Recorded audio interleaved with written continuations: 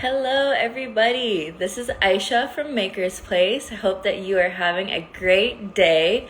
Today, we are going to be speaking with artist Patrick Hughes. He's a renowned painter and creator of the unique Reverspective painting technique. So, we're going to get into what that is exactly during this interview. Hughes has been exhibiting work around the world since the 1960s, so for many decades, and he has recently brought his unique reverspective painting technique to the metaverse. Dropping today at 3:30 p.m. Pacific time is his collection Reverspective 2. This is his second collection on MakersPlace that dives deeper into this amazing painting technique and just puts a digital twist, which is really interesting on these works. So we're going to be learning all about Reverspective. We're going to be learning about Patrick and his career and this new collection that's dropping today on MakersPlace. So hang tight. Let's get Patrick on here and get this party started. If you have questions, feel free. You can try to put them in the comments, or there's a submit questions.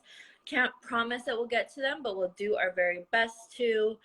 If you want to look at the artworks while we're talking, go ahead to makersplace.com/drops and check them out. Patrick, welcome. Hi, can you see me? Yes, we can see you, and we're loving the hat. I'm glad you like the hat. Yeah. It looks amazing. That's a cloud that a rainbow came out of. Incredible. And I know you are known for your rainbow paintings, which I'm definitely going to ask you about. So it's awesome. I love that you're wearing that.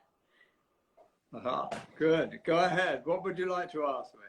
Well, maybe we can just start from the very beginning, and you can just tell us about how you got into arts in the first place and what your kind of creative journey was like. I know you've been painting or exhibiting from the 1960s. I'm sure you've been painting for much longer than that.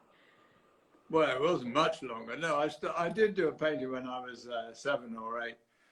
I'm not quite sure. What I really wanted to do when I was a boy was to be a comedian, because I like comedians. And even now, I think there's humor in my work. You laugh at my hat. I don't know why, but you did. And so my first ambition was to be a comedian. And then a contrary ambition was to be some kind of an analyst, like a psychoanalyst analyst. But I didn't achieve either of those ambitions. Instead, I went to learn to be a teacher and to teach art. So I was, if you like, professionally speaking, I'm qualified to teach art to children under the ages of 11. Wow. Well, I would say, I mean, you said that you are not doing psychoanalyzing or, psychology or being a comedian, but I would beg to differ because your work incorporates both of those components. Yeah, I hope so. I think one of the important things about my work is that it involves people, which I suppose, I'm interested in people, I like people. And when you see my work, as you walk past it or bob up and down in front of it, it comes to life, it involves you. And I've always wanted to involve people. I've always thought that abstract art, for instance, wouldn't involve people the way that, I don't know, rainbows or shadows or eggs or I don't know, anything, things. I love to do pictures of things. And so, Patrick, your first solo show was in 1961 in London. How did that come to? Well, that was, it was a very early start. I was the first English pop artist to have an exhibition, a solo exhibition. There were one or two pop artists around, the best known ones are Peter Blake and Richard Hamilton. But I was the first one to have a solo show, and I was 21. And I painted in household paint on hardboard, which is something that came before MDF. And so it was, if you like, populist in that way. That was I wasn't using oil paint, I wasn't working on canvas. And I used to cut things out with a fret saw and so on. So it was done in a kind of a popular way. That's incredible, being the first pop artist, first British pop artist at 21 to have a solo exhibition. Yeah, it was remarkable. I was really lucky. It was the year that my course of teacher training ended, and then I had my first exhibition, and probably my most successful exhibition. I'm still trying to be as successful as I was then, what was it, 62 years ago. It never stops, does it? And so, can you tell us about Reverspective painting and what exactly it is and how it came to be, how it was born? Well, perspective is a very simple fact that things get smaller when they're further away. You know, you're such a long way away from me there on Pacific time. You appear to be just about, I would say, about an inch tall, you know, your head rather. So I guess overall you must be 6 inches tall or something. Right. Perspective is just that things that are further away appear to be smaller. And then artificial perspective, which is a kind of system of drawing, has a way of representing that with a horizon and a vanishing point. And that was invented in the 15th century in Florence, in Italy, in the Renaissance. It's a Renaissance invention. And I've revived it, if you like, by turning it inside out and doing it the wrong way round. And because I've turned it inside out and done it the wrong way round, instead of things going away from you, my things come towards you, it makes your head go funny, and you say, oh, it's moving, and look what's happening. And the people say they come to life when people see them. And so, you know, perspective is such a difficult thing for many artists to achieve correctly. I feel like, you know, when you're taking art classes when you're young, that's one of the things a lot of people struggle with. What made you want to take perspective and just kind of give it this twist and almost complicate it even further? Well, I couldn't do it either. I didn't struggle with it. I've learned it as the time has gone by.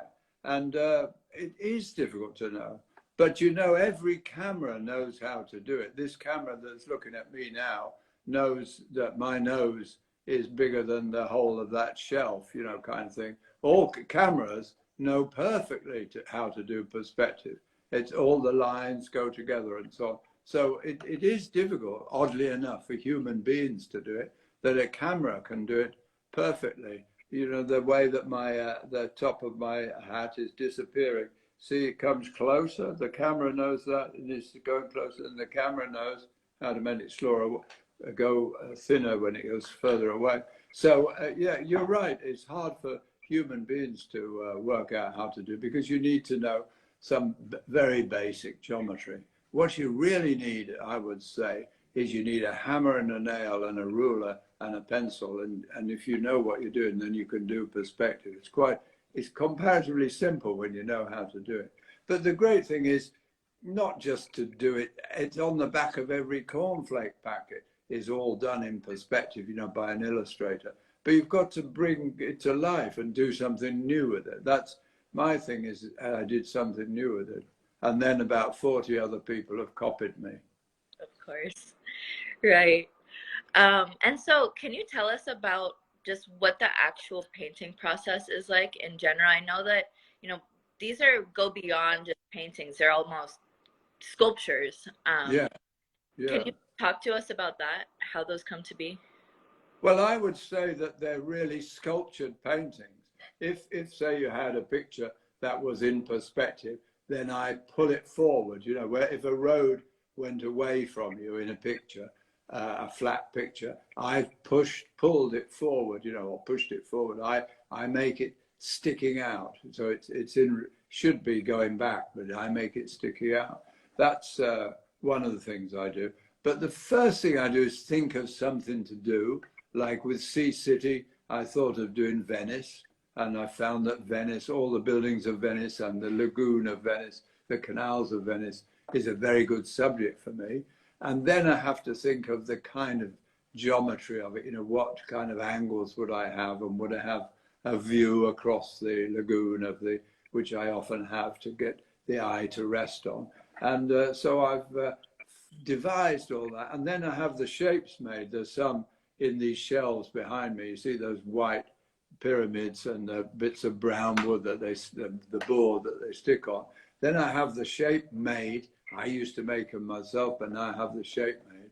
And then I get a book about Venice, and using Photoshop, I adapt the rectangular buildings of Venice. They're all like this. I make them into the shape that fits my Reverspective. And then I paint them on and frame them up and have people look at them. Because until people look at them, they don't really come to life. Once you're looking at them and moving and bobbing about in front of them, then they come to life. That's roughly what happens. Takes a few months to do it, but that's it in a nutshell. That's incredible. How has your process changed from the beginning? You mentioned Photoshop, but I would Yeah, imagine that when you first started doing these, that Photoshop wasn't an option. I mean, there's like probably all of these different new mediums and techniques you're able to kind of utilize to change the process a little bit. How has very good point. yours? That's a really good point, because actually what happened with Venice is a friend of mine, Roy Ackerman, said to me, I'm doing a Venice themed hotel. Would you do a Venice piece? And I said, I couldn't possibly. It'd take me so long to draw the Grand Canal and St. Mark's Place and so on. I said, take me half a year to draw it and nearly as long to make it. And kind of the next week, Photoshop came along, which just makes it so easy, because you don't have to draw it particularly. You don't have to do all the geometry. That can all be done in the computer. So it was a great moment. And I said, thanks for asking me, Roy. I'm now going to do Venice. It's really easy, comparatively easy. And gradually I've got better at painting water and sky and islands and things, just because you focus on it so much.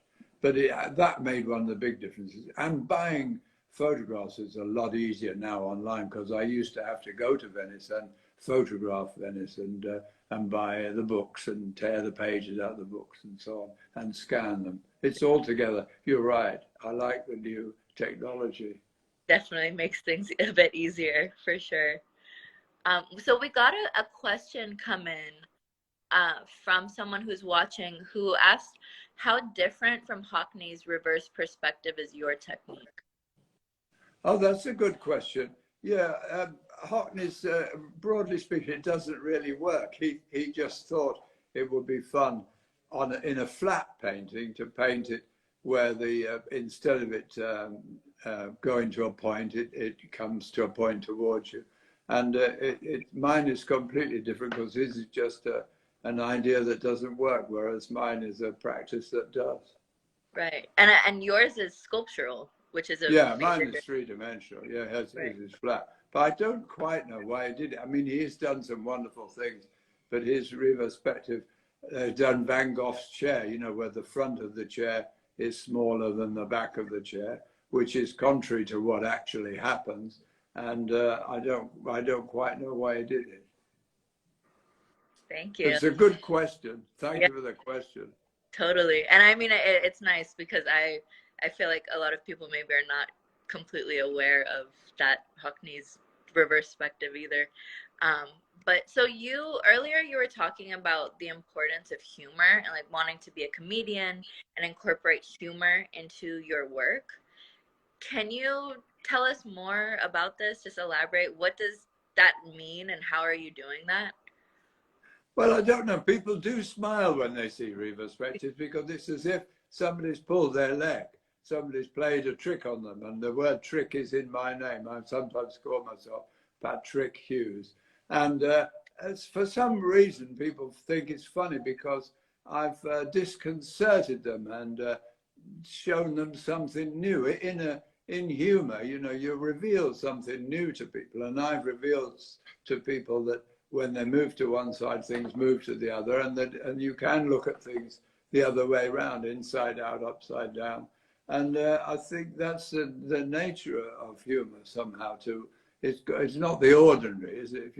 If you just say, I went to the shops today, that wouldn't be funny, would it? You'd have to say, the shops came to me today, or something, or you have to turn it around. And my pieces obviously turn things around. I guess that's the humor, because I do know that people smile when they see them. Right. And I mean, speaking of which, you have not only do you incorporate it into your work, but you've written 3 books on the visual and verbal rhetoric of paradox and oxymoron. Yeah, that's true. Can you tell us more about, just even elaborate deeper on those specifically and how they manifest within your work and what they have to do with humor? Well, yeah, I think, for instance, Reverspective is like solid space. You know, that's an oxymoron because space isn't solid. Oxy means sharp in ancient Greece, and moron means dull in ancient Greece. So an oxymoron is a sharp dullness. And the English poet Milton said it was a loud silence, or there was darkness visible, or and you know, the contradictions that you have like that, like a lead balloon, you know, that those are oxymoronic, where the adjective contradicts the noun, you know, in various ways. So I've written and studied that because that's in a way what I'm doing. You know, I'm making a space, and instead of going away from you, comes toward you and is oppressive instead of being seductive in a way. So in order to do what I'm doing, I've studied, which I would say for those people who are at work, I think study is a really good way to learn to do new things. Because if you don't study, for instance, what's been done, you're quite likely to repeat what's been done. And one's ambition is to do something that hasn't been done before. And that's what, every time an artist sits down at his easel, he wants to do something that hasn't been done before, something that's new. So in pursuit of the new, I've looked at the old. That's that is really, really important and great advice to artists and to anyone with any type of craft. I feel like what you're doing also serves as a reminder that you should study outside of your kind of respective discipline. Like these things that people may not think, oh, that's, you know, associated with visual art or associated with painting. But, you know, you studied them and you've gained this deep understanding and applied it to your work, which is really, really, now it's something different and something totally unique, as you said. So that's incredible advice. Thank you. Thank you. And so going back to the rainbow hat, you in the 1970s became super, super well known for your rainbow paintings. And when talking about these paintings, you have stated that to you, the rainbows represented a solid experience. Well, What? I thought, sorry to interrupt. Yeah, I know that rainbows, I know that rainbows can't be throwing a shadow onto the sky. I've done the rainbow throwing the shadow onto the sky. I've shown a rainbow hanging over the moon at night. I've done a pile of rainbows. I've wrapped up a rainbow and sent it through the post like a parcel. And I know all these things aren't possible with rainbows. And I think that one of the mistakes that people make in life is to treat an event, something that happens, as a thing. You know, a marriage is not a thing, it's an ongoing relationship, should we say. And looking at a painting appears to be a thing, but it's an experience that you have. So I'm, by my use of irony, by saying the opposite of what's true, I'm pointing out that people often make mistakes, you know, and solidify things that are intangible. You know, a friendship is an intangible toing and froing and living and dying, moving and shaping, and it's not a thing. So in a way, my attack on rainbows, or what I did to rainbows, was treat them as if they were things, to point out that they're not things. They're a relationship between a person and the sun and the globules of water which are reflected. And it's not something you can call up either, it's something that just happens. So I was proposing, let's think of life, and life in events in life are not things, they're experiences. I wanted to make experiences are very important. And the rainbow in itself is a wonderful experience. But I pretended that it was something that you could turn upside down and pile up in the corner, because you can't. And I think with experiences in the same way, you can't put them in your phone and list them and just nail them down. You can't file them away, because they're a part of life's rich experience. Does that make sense? That makes It's absolute the sense. No, philosophical absolutely. views. It's a beautiful way to think of life, and I feel like it serves an important reminder, especially as today I feel like we're very material obsessed and obsessed with our things. So it's really nice to remember that. And so I did see another question in the comments that it's gotten buried by now, but someone asked, what was your most definitive reverspective artwork that you've created? Or if there's one that just stands out to you. Yeah, there were certain things. The first one, when I made the first one, I made it flat on a table. And I thought, I'm going to make a sticky out room. Instead of a room that goes in, I'm going to make it sticking out. I'm going to make it sticky out like that instead of as it should be, going in. You can't go into a room that's sticking out. You always go into a room that's coming in.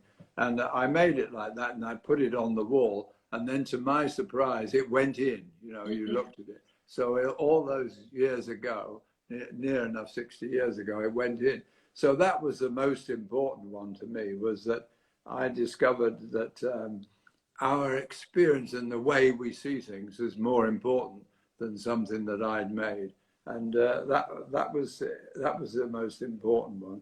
And then the last one I did is the most exciting to me now, because it's an ongoing battle to try and create something new. And recently I'm very excited to have done some dice that are in reverse, and that's my latest thing. That's this year's thing. Incredible. And so can you talk to us about this whole process of bringing your artworks into the metaverse, the digital world, NFTs, and how you discovered them and what you kind of thought about them then, and if that's changed now that you're learning more and have it kind of dipped your feet deeper into this crazy world? Well, I think I do like the world enormously. And I know that, as I've been saying about the rainbows are intangible. You can't, there isn't a pot of gold at the end of the rainbow. What a horrid idea. They're an intangible thing that it just happens. It's called a moment of joy, revealing all the colors of the spectrum, just uncalled for. And they're not a thing. They're an event. And the same way, the NFT in a special sense is not a thing. It's something, an opportunity to invest in an art or a work of art or an artist that the investor likes to invest in, is interested in and wants to be a part of. So I think that's been a wonderful thing about the NFT. And the second thing for me about the NFT is about movement. I love the fact that the NFTs often have movement. The moment when on our phones that we could video things was a great moment for me. I'm not a big lover of the photograph. When people talk to me about photographs, it just nails you down, doesn't it? I like what we're doing now, to move, and that's the thing, to move. And I love the fact that in my NFTs you can move them. You're free and easy. I'm a big fan of freedom and movement, and I think like putting a pin through a butterfly and nailing it down is a terrible kind of Victorian thing, wasn't it? Awful. And you don't want to nail things down. You want to be part of things. You want to see the butterfly fly. And I mean, that totally shows through with your NFTs.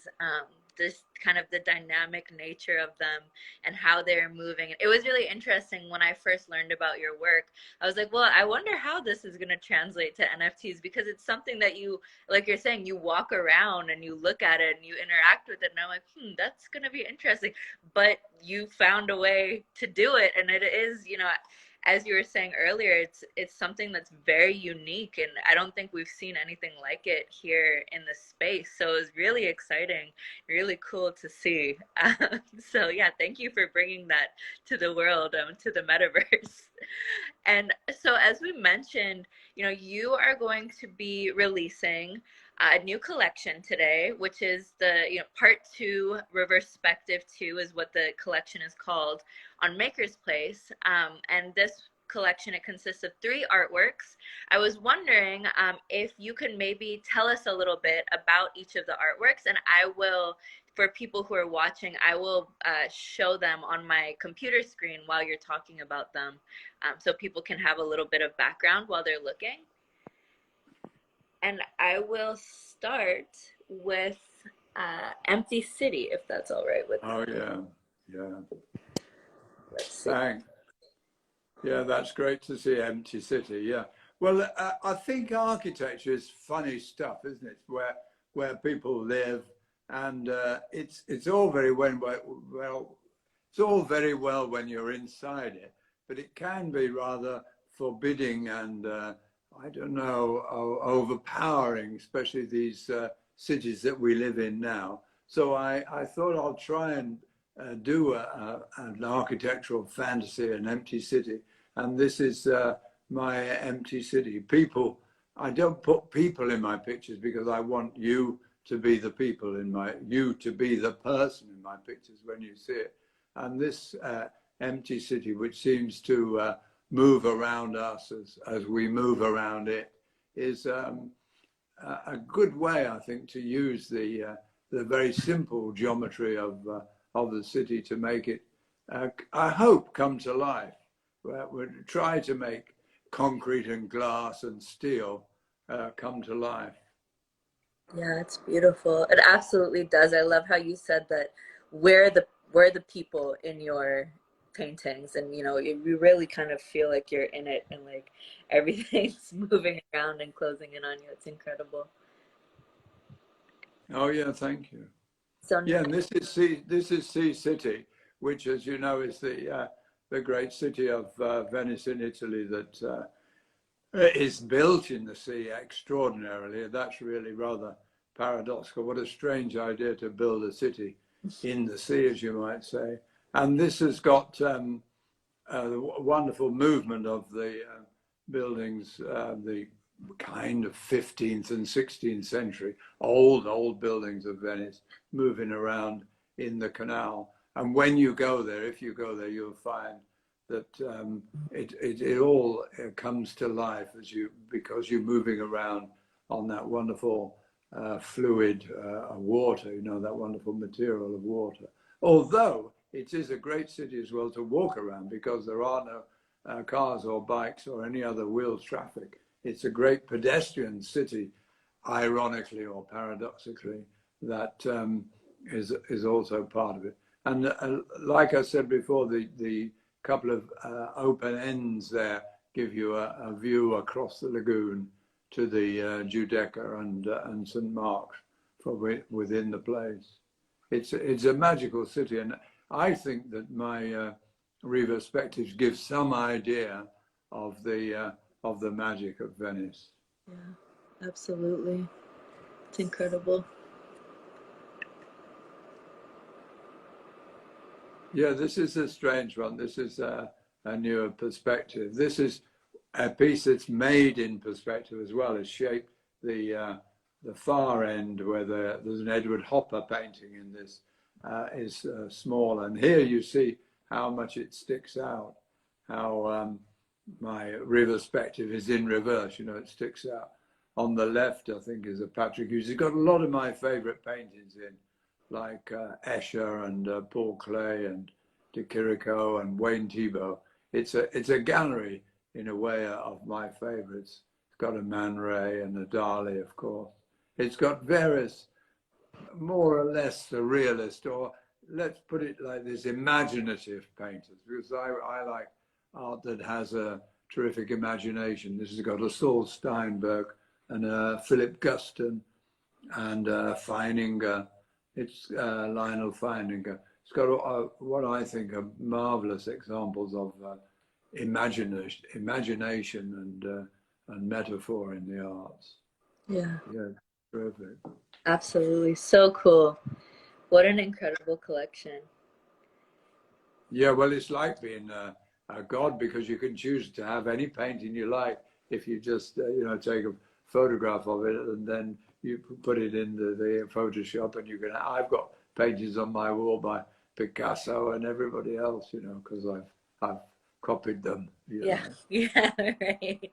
That's brilliant. No, and I mean, kind of what you were saying about an empty city, how you said, you feel like you're kind of inside the city and experiencing the movement. With a newer perspective, to me, it feels like I'm kind of, in a gallery walking around and seeing each different picture and like kind of as it changes, you get a better angle of one. And it's very cool, just the movement and the dynamicism that's within it is incredible.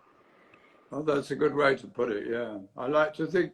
I think my pictures are made, as it were, for galleries, and sometimes, and that experience of going to the gallery is so different to going to the cinema or going to the theatre or going to some performance because you are in charge, aren't you?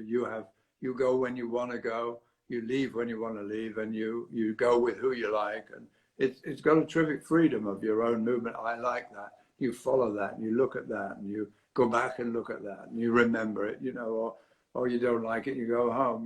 It's got a wonderful quality that it also comes with your own bodily movements, a kind of a dance, that Yeah, you make through it, quick or slow. absolutely. Well, Patrick, I want to say thank you so much for joining us today.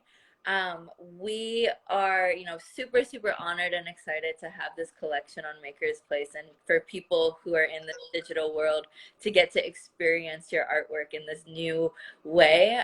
So thank you very much. I guess before we leave, I wonder if you could just tell us any final words or any kind of things that you want people to keep in their mind as they're looking at these paintings or your work in general? Well, one of the great artists of the 20th century was Marcel Duchamp, who made the urinal, and other things, great works of surrealism and Dada. And he said the artist just does 50% of the work, and 50% is done by the viewer. And I would like to. I often say this, and I leave you with that thought that I just paint the pictures, and then you bring to them what you bring to them. And I welcome everybody to bring their 50% to my art. I love that. I love how involved you are or how involved the viewer is in your painting. They're within the painting, they kind of make it what it is. And I think that that's really incredible how interactive your word is. You're getting a lot of love about the hat in the comments also. Comment after comment about the hat. Incredible. So There it is. cool. Well, Patrick, thank you so, so much for joining us today. It's been a huge honor and really, really fun getting to talk to you and learning more about your work.